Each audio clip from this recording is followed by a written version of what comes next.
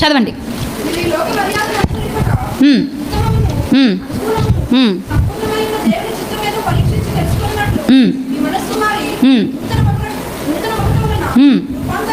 Yes, ఇక్కడ చాలమ్మా. మనం దేవుని పాత్రలుగా ఉన్నాం, ఆయన చేతిలో ఉన్నాం. ప్రతి పాత్ర ఆయన చేత వాడబడాలి అంటే ఒక స్టెప్ ఇక్కడ జరగాలి. అదేంటో తెలుసా?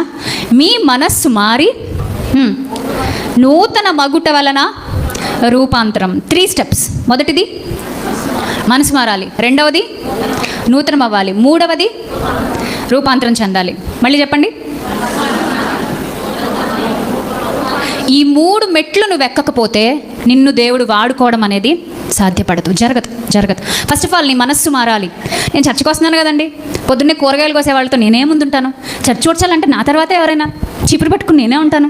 పాస్టమ్ గారికి అసలు నా పేరు తలుచుకుంటే టక్కున ఆవిడ గుర్తొచ్చేస్తాను. నేను పిలిస్తే అలా ఉంటాను. నేను ఇంత బాగా ఒప్పుకుంటున్నాను కదా, నా మనసు ఇంకా మారకపోవడం ఏంటి అని కొంతమంది అనుకుంటారేమో.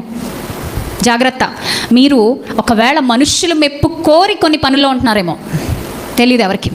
మీ నిజమైన మార్పు ఎవరు గుర్తిస్తారు? దేవుడు గుర్తిస్తాడు. మీ నిజమైన మార్పు దేవునితో పాటు ఇంకా చాలామంది గుర్తిస్తారు రోజులు గడిచే కొద్దీ. మీ నిజమైన మార్పు మీతోనే ఆగిపోదు. అది విత్తనం లాంటిది. విత్తనం లోపల పడితే మొక్క అవుతుంది, మొలకొస్తుంది, మొక్క అవుతుంది, మొక్క వృక్షం అవుతుంది, వృక్షము మహావృక్షం అవుతుంది. మనలో మార్పు కూడా అలాంటిదే ప్రియులారా. అందుకే ఇక్కడ ఈ 3 స్టెప్స్ మన జీవితానికి చాలా అవసరం. ఒకటి మారు మనస్సు, రెండవది నూతనత్వం, మూడవది రూపాంతరం. Last stage. ఇంకా రూపాంతరం అంటే తెలుగు భాష పర్లేదు, ఆలోచించండి. రూపాంతరం అనగా అర్థం ఏంటి మీరే ఆలోచించండి. రూపాంతరం, ట్రాన్స్ఫర్మేషన్. ఒక రూపం నుంచి మరొక రూపంలోకి మారడం. మీ